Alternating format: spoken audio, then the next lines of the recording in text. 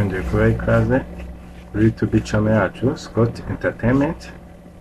Uyu munsi tugiye kurebera hamwe Microsoft Word Document Insert Tab. Insert Tab ni agace ko muri Microsoft Word kakaba kadufasha kuba twakwensatinga muri document yacu page cover cyangwa urupapuro rubanziriza igitabo cya document yacu, kuba twashyiramo urundi rupapuro muri document yacu, kuba twashyiramo tableau zigiye zitandukanye, kuba twashyiramo amafoto yaba avuye kuri computer, avuye online, kuba twashyiramo amashusho cyangwa ibishushanyo bigiye bitandukanye, kuba twashyiramo amavideo, kuba twashyiramo link cyangwa inzira zaduhuza n'indi miyoboro iri kuri internet muri iyo document yacu, kuba twashyiramo amaheda cyangwa imitwe ya document yacu, kuba twashyiraho nimero, kuba twakwandika twakongeramo text muri document yacu, kuba twashyiramo ibimenyetso bigiye bitandukanye. Reka dutangire kuri Microsoft Insert Page Group. Page Group nkuko mubyumva, ijambo group ni ikintu cyagihurije hamwe ibintu birenze kimwe umuntu ashobora kwifashisha mu gihe akeneye gukoresha iyo group. Iyo ukanze ahantu hari kano kamenyetso gacuritse, biba bisobanuye ko harimo amahitamo arenze rimwe. Kuri yacu ku ma page group, iyo ugakanzeho baguhamo amahitamo agera kuri 3. Hariho cover page cyangwa urupapuro rwa mbere cyangwa urupapuro rupfundikira izindi zigize iyo document yawe. Harimo blank page, urupapuro rutagize ikintu na kimwe cyanditsweho. Harimo break page, kuba watandukanya impapuro, ibintu byari byanditse ku rupapuro rumwe ukaba wabitandukanya, rumwe rukaba urupapuro kwarwo, urundi rukaba urupapuro kwarwo. Tugiye gutangira hano kuri document yacu. Nk'uko muyibona yari isanzwe igizwe n'urupapuro rumwe, reka duse nk'aho twandika ikintu kimwe, kanandikeho akaza neza kuri yacu Scott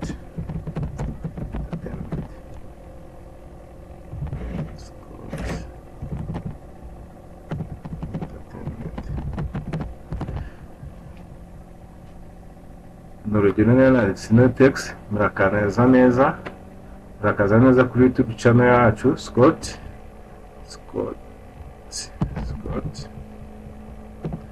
Entertainment. Iyi ni urupapuro rwacu rwa mbere dusa nkaho twanditse muri document yacu, ariko document yacu ikaba ikeneye cover page. Nkuko nari nabibabwiye, iyo ugiye kongera cover page uza hano handitse page, banditse ku ma page baguha cover page. Iyo ukanze kuri ka gafresh gasa nkaho gacuritse baguha amahitamo arenze rimwe. Urugero, iyo ukanze hano baguha izi option zigiye zitandukanye z'ama cover page. Ni urugero, niba mpisemo iyi ngiyi ni nka cover page baduhaye ifite ama option agiye atandukanye, ariko ushobora kweditinga bitewe n'icyo ushaka. Ni urugero, iyi ngiyi hano baba baduhaye ahantu handitse document title cyangwa umutwe wa document. Icyo usanzemo ntabwo ari cyo ugumishaho, ahubwo wandikamo icyo ushaka. Ni urugero, wandikemo insert tab Microsoft Word. Bimaze kubyansatingamo ukanda kuri enter. Noneho kubera dufite amatayita abiri, indi ukaba wayishyiramo hagasigara imwe, ariko hari igihe bishobora kuba ngombwa ukaba wakwensatingamo ikindi kintu ushaka muri ya cover page. Ibyo kubyensatingamo turabibona muri bino buryo bwo kuba wakwensatingamo indi shape, ku buryo ushobora kuba wayensatingamo ukaba wamodifiya cyangwa ukaba wakwandikamo ikintu ugiye ushaka. Urugero, kagomba henda, urugero fata iyi ngiyi ishyire hano, umaze kubihindura uraza ugahitamo background yayo. Umaze guhitamo background yayo ushyiramo cursor cyangwa curseur ukaba wakwandikamo ikintu ushaka.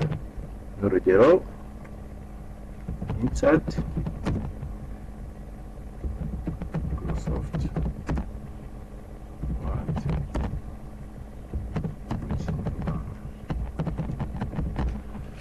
Urugero aka ni akandi kantu mvuye gushyiramo kuri ya cover page yacu bitewe n'ukuntu ushobora kuba wabonye ya page cyangwa ya cover page baguhaye ukabona ifite ibintu byinshi wakwishimira kugumana, ariko ukabona hari ibindi biburamo ku buryo ushobora kubyongereramo kugira ngo ya dokima yawe irusheho gusa neza cyangwa kugenda uko ubishaka.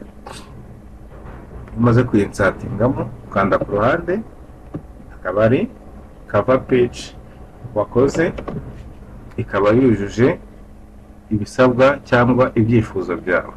Iyo insatinzemo cover page uhita ubona ko noneho dokima yawe igize amapaje hiyongereyeho imwe bitewe n'uko wongereho cover page. Iyi cover page igahita ari ijya ku mwanya ubanza, noneho ya dokima yawe igakurikira. Ubu bwari uburyo bwo muri page group. Noneho tugiye kureba blank page. Blank page ni urupapuro rudafite icyo rwanditseho. Mbere y'uko urwongeramo ubanza ugashyira kaso aho ushaka kurwongera. Ni urugero nashyize kaso hano, nirwongera urahita rujya munsi y'aha ngaha.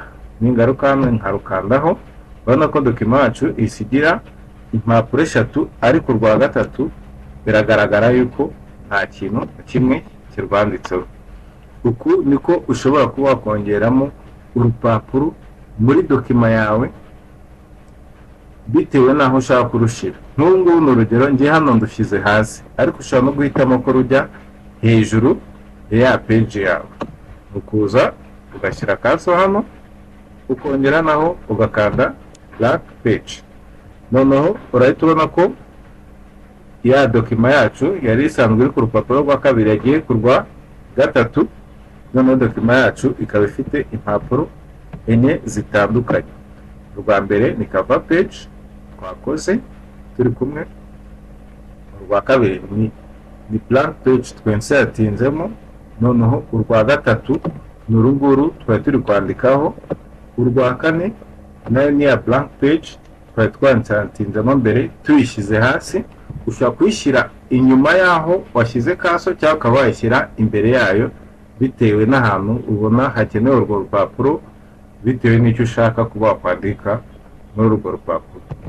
Muri group page haracyarimo, tugeze ku gace ka gatatu, ariko page break. Page break ushobora kuba wari ufite text nini ariko yari yanditswe ku rupapuro rumwe, ukaba wahitamo ko bimwe bijya ku rukurikiyeho. Nk'urugero hari igihe ufite text cyangwa ufite dokima nini ukaza gusanga title cyangwa umutwe w'igikurikiyeho uri ku murongo wa nyuma ku rupapuro rwo hejuru. Icyo gihe ni gukoresha iyi page break. Reka mbaho urugero kuri iyi text yacu cyangwa aka kajambo twari twanditse hano. Twari twanditse umurakaza neza kuri YouTube channel yacu Scott Entertainment. Ni urugero ushaka kwandika murakaza neza ugahita ushyira kaso aho ushaka ko ibikurikira byose bihita bijya ku rupapuro rukurikiye. Ugahita ugaruka hano ugakanda kuri page break. Iyo ukanda kuri page break ni ukuvuga bya bindi byose bikurikiye ya kaso bihita bijya ku rupapuro rukurikiye. Akaba ariyo mpamvu muhita mubona ko hano hasi hahise yandika kuri YouTube channel Scott Entertainment. Bikaba byagiye ku rupapuro rwabyo kuko ariho twashyize ya kaso ko dushaka ko dokima cyangwa ibikurikira iyo kaso yacu cyangwa kano kantu gatera katwereka aho tugiye kwandika, kaba kari kutwereka ko ariho tugiye kwandika cyangwa ariho tugiye gukorera igikorwa kigiye gukurikiraho. Ibi akaba ari byo bice bitatu bigize page group, ariyo cover page, akaba ariyo blank page, akaba ariyo hagakurikiraho na page break cyangwa break page. Kuba watandukanyamo inyandiko yari iri ku rupapuro rumwe ukaba washyira kuri ebyiri. Tugiye gukurikizaho table group.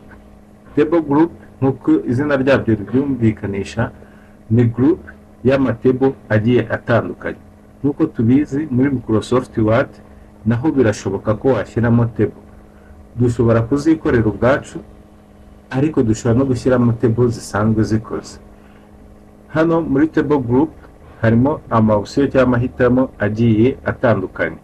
Iyo ukanze kuri kano kamenyetso ko hasi bagenda baguha uburyo bugiye butandukanye wahitamo. N'urugero iyo uje ugasa nk'uselectinga bagenda bakwereka iyo uzanye iyi curseur cyangwa kaso yacu aho uyicishije bagenda bakwereka table uri guselectinga n'ibigizwe n'amakoloni n'amaro angahe.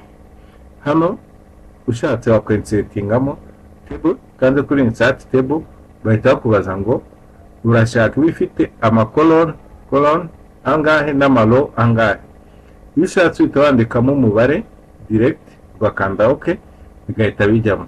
N'urugero reka dufate na amakoloni 5 n'amaro 2 ninkanda enter birahita biza munsi ya document bita tubona ko ifite amaro 2 n'amakoloni 5 nk'uko byari bimeze muri ya description cyangwa ka gace katubazaga icyifuzo cya table dushaka gushiramo.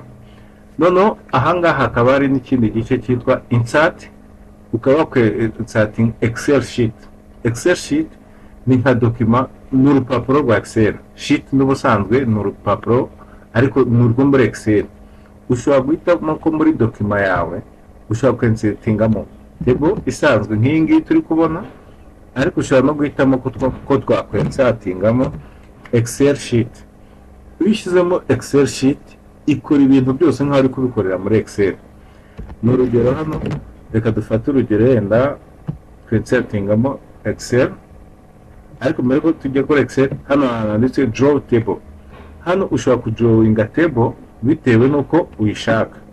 Urugero hano drawinze table ushobora gucamo imirongo igiye itandukanye, hari itambitse ari nihagaze bitewe nuko ngiye mbishaka.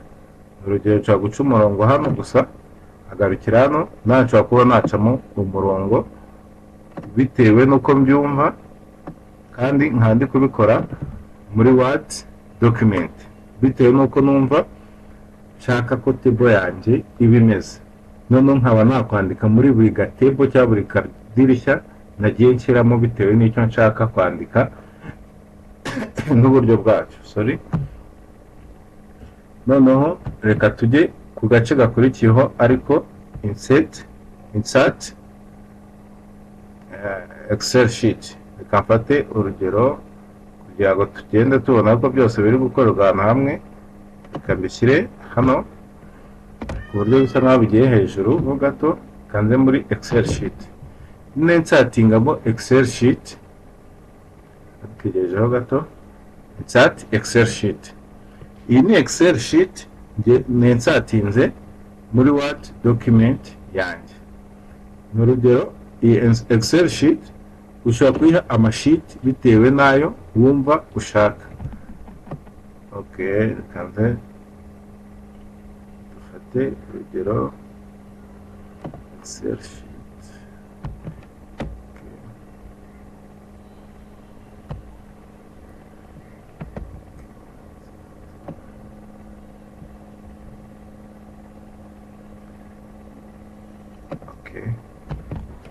Hano Excel sheet, urabona Excel sheet yamaze kuzamo ngiyi hano.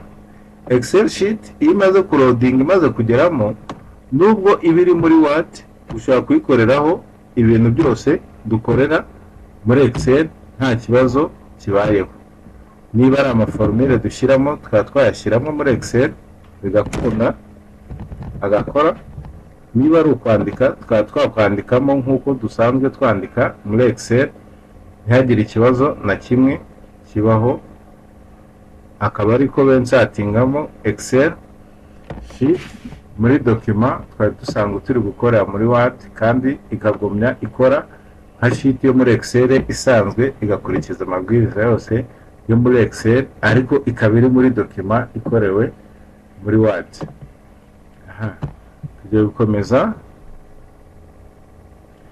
Ahangaha ushobora kwinsatingamo izindi document muri Word. Ni urugero ushobora gushyiramo kalendari, ushobora no gushyiramo ikindi kintu, indi table itandukanye, ukaba wanayimodifiya bitewe n'uburyo wumva ushaka ko iyo document yawe cyangwa iyo table ushaka kongeramo iza kuba imeze.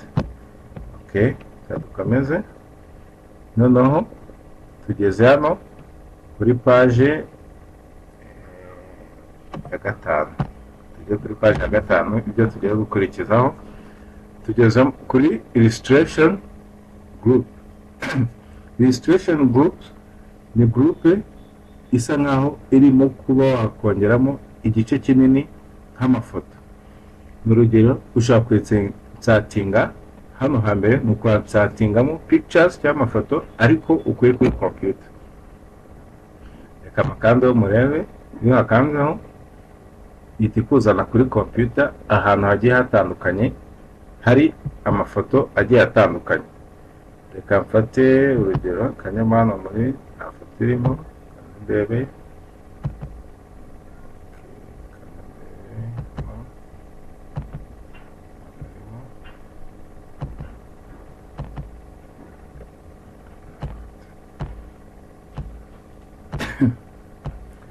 Okay, reka nze mfate hano ndi kubona amafoto. Urugero reka dufate iyi foto nubwo itagaragara neza, iyo ukritseho hahita haza ahantu handitse insert. Iyo ukanze kuri insert ya document uba wemeje ko ihita ijya muri ya Word document yawe nk'uko wabishakaga. Noneho hano hakaba hari utuntu dusa nkaho ari impera cyangwa aho ya foto igarukiye, ushobora kuba wahindura ubunini bwayo, ubugari, bitewe n'uko ushaka ko ya foto iza kuba ingana muri document yawe. Hano hakaba hari n'uburyo ushobora kuba wahitamo kuba wayizengurutsa ukayishyira muri position ushaka bitewe n'uko ubona yajemo.